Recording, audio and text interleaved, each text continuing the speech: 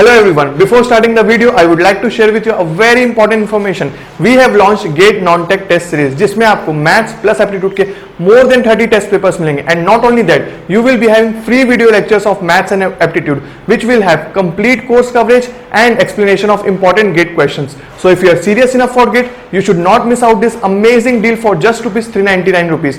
You can enroll in our test series by clicking on the link displayed on the description and on the first comment. So now let's move to our topic discussion. तो ये हमारे सामने first और second question है, तो चलो एक एक करके सॉल्व करते हैं। First question is saying a fair coin is tossed independently 4 number of times. ठीक है, 4 बार कॉइन को टॉस किया जा रहा है, 1 2 3 4। ठीक है, 4 बार टॉस कर रहे हैं। तो अब जैसे मैंने देखा इंडिपेंडेंटली 4 टाइम्स, मैं यहां पे लिख सकता हूं क्या कि n इज इक्वल टू 4, क्योंकि मैंने आपको ये बोला कि number of trials is equal to what n। तो n कितना है यहां पे 4 times. The probability of event, किस चीज की इवेंट बोली जा रही है कि number of time head shown up is more than that of number of time tail shows up. मतलब कि इस बार अगर मैं 4 बार कॉइन को टॉस कर रहा हूं, 4 बार कॉइन को टॉस कर रहा हूं, तो इस बात की क्या प्रोबेबिलिटी है कि हेड जो है वो टेल से ज्यादा आए। ठीक है, इस बात की क्या प्रोबेबिलिटी है कि हेड जो है इन 4 टॉसेस में टेल से ज्यादा बार आए। तो अब बताओ मुझे, पहली बात तो ये कि यहां पे प्रोबेबिलिटी ऑफ सक्सेस क्या है, मतलब कि P क्या है। P यहां पे मैं लिख सकता हूं P इज इक्वल टू 1/2, या तो फिर और अच्छे में लिखता हूं P is nothing but probability of head which is nothing but equal to 1/2। और Q क्या है, Q है probability of not getting a head, not getting a head which is also 1 - 1/2 is equal to 1/2। और ये तो basic सी बात है, not getting a head मतलब कि क्या, tail, probability of tail is equal to 1/2। तो n p q मुझे पता चल चुका है। r की बात यहां पे सोचनी है, r क्या होगा, number of success is called as r। r कितने नंबर ऑफ सक्सेस होने चाहिए, देखो number of time head shows up more than number of tails. तो देखो 4 में से कितने बार ज्यादा होगा, देखो अगर हेड जो है r इज इक्वल टू 3 या फिर 4, क्योंकि अगर एक बार हेड आता है 3 बार टेल आता है तो हेड तो कम हो गया, 2 बार हेड आता है 2 बार टेल आ रहा है तो फिर बराबर हो गया। पर ज्यादा तभी होगा जब हेड 3 बार आता है और 1 बार टेल आएगा, या तो फिर चारों बार हेड आता है। तो ये दो केसेस पॉसिबल करते हैं, तो हमको ये दोनों केसेस के हमें निकालना होगा बाइनोमियल डिस्ट्रीब्यूशन से प्रोबेबिलिटी। ठीक है, तो जब मैं डायरेक्टली क्या लगाएगा ना फॉर्मूला, अब देखो या तो 3 बार आएगा हेड और 1 बार टेल आएगा, या तो फिर 4 बार हेड और 1 बार भी टेल नहीं आएगा। तो जहां पे भी या वाला केस आ रहा है मतलब क्या और वाला केस, तो यहां पे क्या करेंगे, एडिशन करेंगे। तो यहां पे मैं लिख सकता हूं प्रोबेबिलिटी जो होगा आपका, probability of R, probability of event is equal to p is equal to r is equal to 3 plus probability of r is equal to 4। तो इसमें फॉर्मूला लगाओ, तो n मतलब is what, ncr that is 4c3। ठीक है, 4c3 p to the power that is 1 to the 1/2 to the power 1/2 to the power how much, r that is 3 n minus r that is n minus r is equal to 1। ठीक है, और ये हो गया 4c4 1/2 to the power 0 and 1/2 to the power, sorry ये हो गया 4 तो ये हो गया 0। ठीक है, वैसे तो देखो इसको मैं आपको सिर्फ बेसिक अंडरस्टैंडिंग के लिए ये फॉर्मूला के फॉर्म में लिख रहा हूं, पर ये इसको डायरेक्टली लिख सकता हूं कि 1/2 टू द पावर कितना होगा, 4 ही होगा, क्योंकि मल्टीप्लाई करने पे ये पावर 1 ये क्यूब तो 4 हो गया, यहां पे भी 4 आ गया। अब बताओ 4c3 कितना होगा, 4c3 को अगर आप सॉल्व करते हो, यहां पे मैं लिखता हूं एक चीज को, 4c3 that is 4c3 is nothing but, यहां पे लिखते हैं हम 4c3 is nothing but 4 factorial upon 3 factorial into 4 minus 3 factorial that is 1 factorial. तो यहां पे किसके इक्वल आया, 4 के इक्वल आ गया। और 4c4 किसके इक्वल आया, 4c4 अगर लिख रहा हूं 4c4 is nothing but 4 factorial upon 4 factorial upon 0 factorial, और 0 फैक्टोरियल आपका 1 होता है। ठीक है, 0 फैक्टोरियल इज 1, तो यहां पे लिख देता हूं 0 फैक्टोरियल इज इक्वल टू 1, तो यहां पे ताकि आपको बेसिक आइडिया रहेगी। 0 फैक्टोरियल इज इक्वल टू 1। तो यहाँ पे कितना है ये 4c4 इज इक्वल टू 1। तो फर्स्ट क्वेश्चन है कॉम्बिनेशन का, इसलिए मैं आपको सॉल्व करके भी दिखा रहा हूँ। यहाँ पे तो मैं इसको लिखा तो कितना हो गया 1/2 to the power 8 to the power 4 2 to the 4 4 to the 8 8 to the 16 16 and 4/16। ठीक है, तो ये हो गया 4/16 प्लस 1/16 इज इक्वल टू 5/16। ठीक है, तो यहाँ पे मेरे पास ऑप्शन डी, ये हो गया फर्स्ट क्वेश्चन सॉल्व। राइट, तो ये था पूरा सॉल्यूशन। बस यहाँ पे हमको पता लगाना था क्या कि आर कितने बार होगा, हेड ज्यादातर होगा जब वो या तो 3 बार आए या तो फिर 4 बार आए।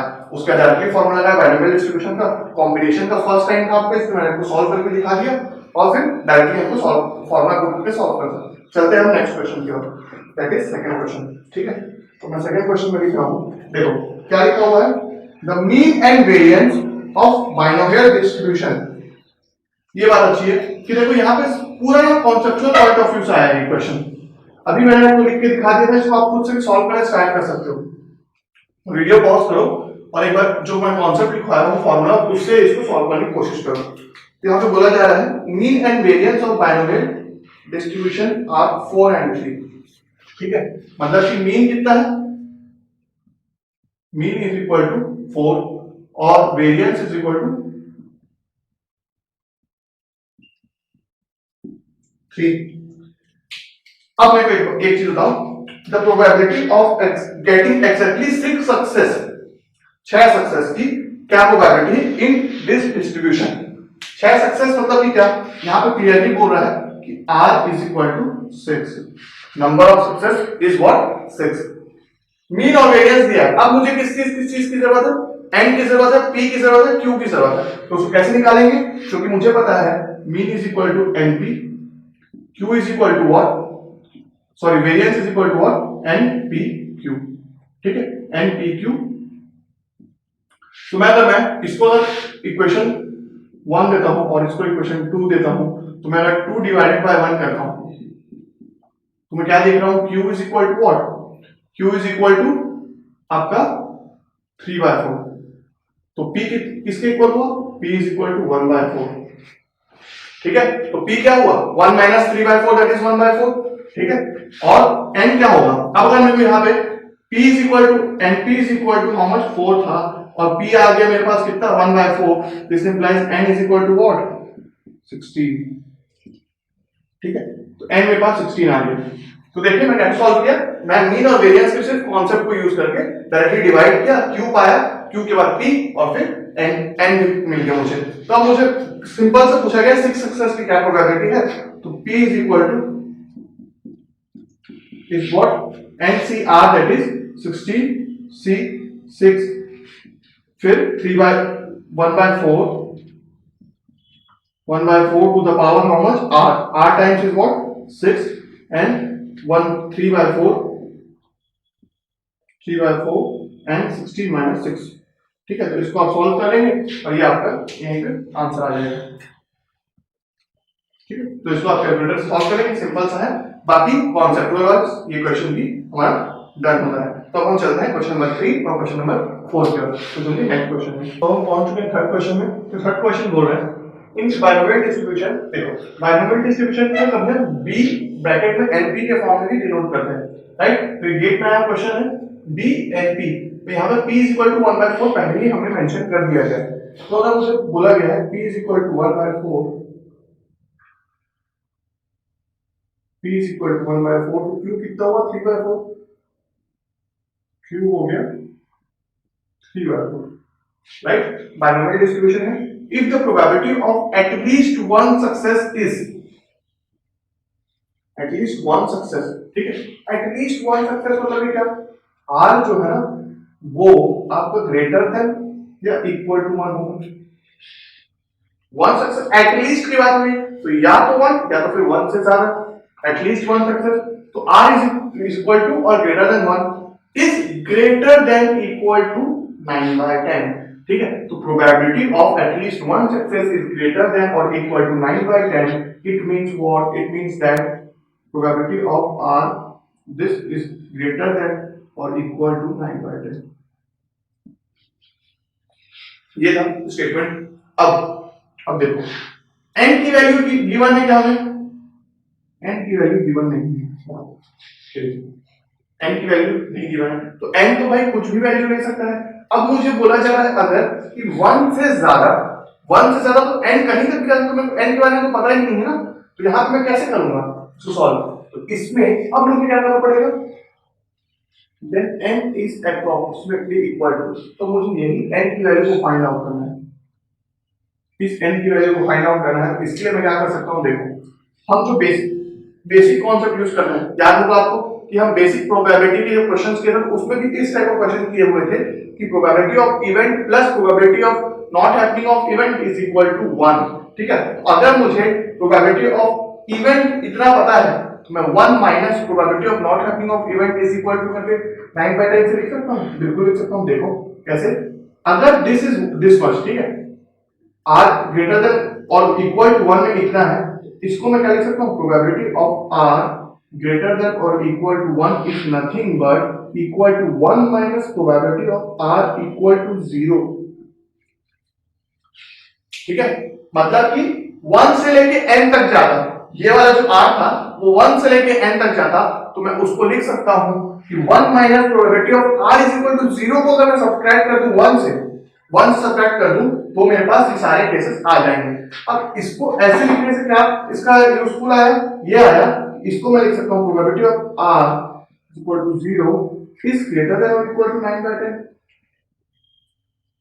ठीक है, अब ये किसके इक्वल हो गया, probability of r equal to 0 is equal, अब मैं 1 अगर मैं इस चीज को 1 को मैं उधर लेके आता हूं, ठीक है, या फिर इसको मैं इधर लेके आता हूं, मैं लिख सकता हूं लेस देन इक्वल टू 1/10।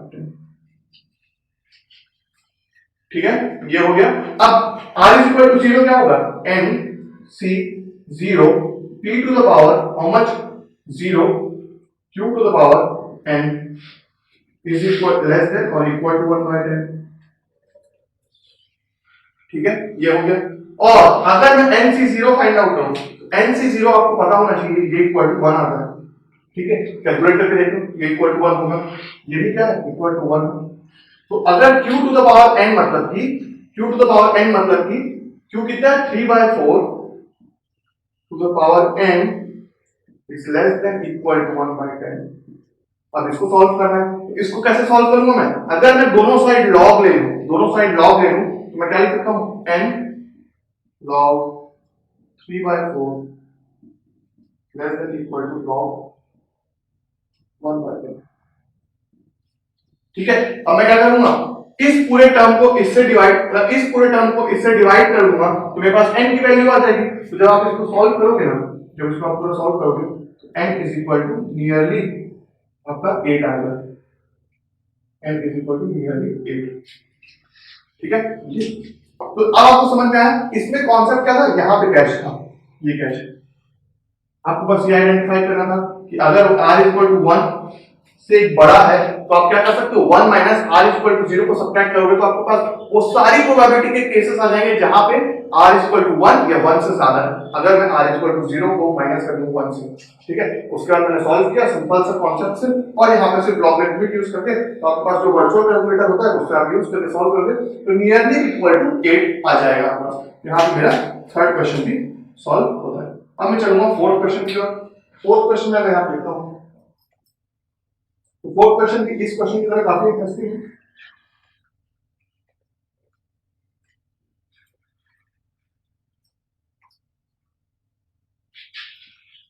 देखो, an unbiased point is tossed an infinite number of times, बाप रे, infinite number of times को टॉस किया गया, एक पॉइंट को infinite number of times toss किया गया। पर अभी तक मैंने आपको क्या बोला था, सर जो बाइनोमियल डिस्ट्रीब्यूशन होता है ना, अगर मैं बाइनोमियल डिस्ट्रीब्यूशन के बारे में बात कर रहा हूं तो मैंने आपको बोला कि ये क्या होता है, डिस्क्रीट डिस्ट्रीब्यूशन होता है। ठीक है, ये बाइनोमियल डिस्ट्रीब्यूशन डिस्क्रीट डिस्ट्रीब्यूशन होता है। डिस्क्रीट डिस्ट्रीब्यूशन मतलब कि क्या, x जो होगा वो डिस्क्रीट रैंडम वेरिएबल होगा, और डिस्क्रीट रैंडम वेरिएबल है मतलब कि क्या, ये पॉइंट वाइज डिस्ट्रीब्यूशन है, मतलब कि ये फाइनाइट डोमेन के, मैंने आपको रैंडम वेरिएबल्स के स्टार्टिंग में ही बताया ये फाइनाइट डोमेन्स के, पर जैसे ही यहाँ पे इनफिनाइट नंबर ऑफ टाइम्स बोला तो फिर तो यहाँ पे बाइनोमियल डिस्ट्रीब्यूशन यूज ही नहीं किया जा सकता। क्योंकि इनफाइनाइट नंबर ऑफ टाइम्स में हम n सी मतलब n is equal to infinite कैसे कैलकुलेट करेंगे, ठीक है। तो इनफाइनाइट कॉम्बिनेशन का कैसे कैलकुलेशन होगा, वो तो हो नहीं पाएगा। इसलिए इस क्वेश्चन में तो हम बाइनोमियल यूज ही नहीं कर पाएंगे। पर आगे अगर मैं पढ़ता हूं, अभी इतना स्टेटमेंट पढ़ने से मुझे लग रहा है कि मैं बाइनोमियल डिस्ट्रीब्यूशन यूज नहीं कर सकता, क्योंकि ये इनफाइनाइट नंबर ऑफ टाइम्स है, फाइनाइट नंबर ऑफ टाइम्स नहीं हो रहा है, तो मैं बाइनोमियल यूज नहीं कर पा रहा हूं। पर अगर जब मैं इसे आगे पढ़ता हूं, the probability that the fourth head appears at the 10th toss is, इस बात की प्रोबेबिलिटी कि फोर्थ हेड जो होगा वो 10th टॉस में आए, इस बात की प्रोबेबिलिटी हमको निकालना है। तो मतलब कि ये वाला जो पार्ट हो गया ना, ये पूरा एब्सर्ड हो गया, इसका कोई मतलब नहीं हो गया, क्योंकि हमको किससे बस मतलब रखना है, हमको बस इस चीज से मतलब होना चाहिए कि फोर्थ हेड जो हो वो आपके 10th टॉस में आना चाहिए। बस इतना क्वेश्चन है, ये वाला पार्ट आपको कंफ्यूज करने के लिए दिया गया था गेट में। आपको बस इसी चीज को यूज करके बाइनोमियल डिस्ट्रीब्यूशन को अप्लाई करके सॉल्व करना था। तो यहाँ पे आप क्या करोगे, fourth head appears on the 10th toss, मतलब कि क्या कि आपका जो हेड है वो 10th टॉस में आना चाहिए फोर्थ टाइम, राइट।